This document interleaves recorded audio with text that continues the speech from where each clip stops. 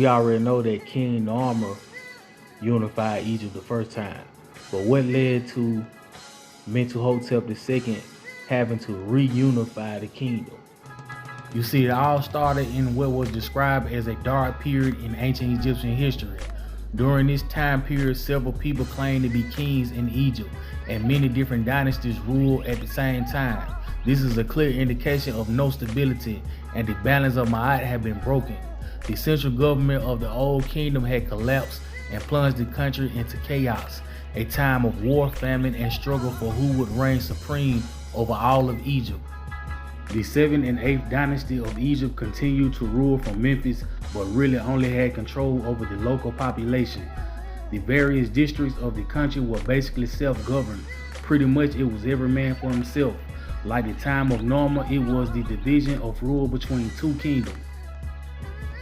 After the reign of the 7th and 8th dynasties, a group of rulers rose out of Hierapolis in Lower Egypt, reigning for approximately 594 years. These kings made up the 9th and 10th dynasties, each with 19 listed rulers. They were believed to have descended from Asiatic invaders who came into Egypt through the Fayum region.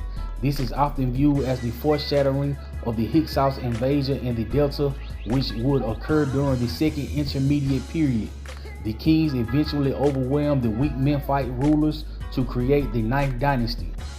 The founder of the 9th dynasty in Lower Egypt was Akhenaten.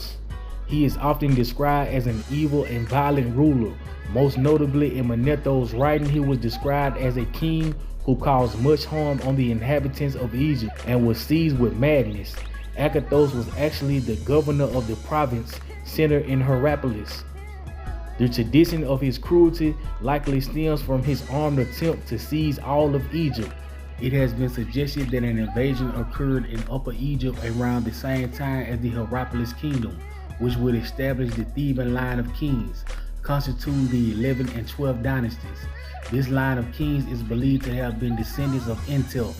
Although Mentuhotep II became the second Menes who united Egypt and ushered in the era of the Middle Kingdom, the path of that unification was initiated by Mentuhotep. Mentuhotep was a nomarch of Thebes, often called the keeper of the door of the south.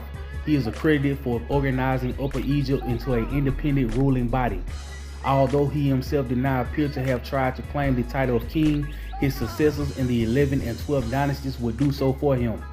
Mentuhotep got rapidly embroiled in war with his northern neighbors. A stela erected by a warlord named Tahuti reported the construction of a road to allow his people to cross the desert, which the ruler of another nome had sealed off.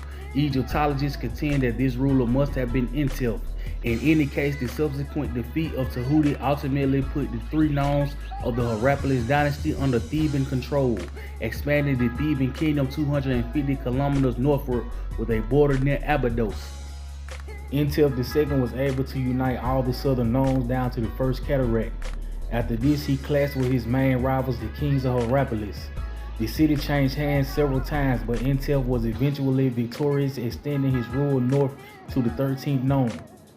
Mentuhotep III completes this attack on the north, moving into Middle Egypt. The first three kings of the 11th dynasty were also the last three kings of the first intermediate period. The end of the intermediate period is placed at the time when Mentuhotep II of the 11th dynasty defeats the Hierapolis kings of Lower Egypt and reunites Egypt under a single ruler.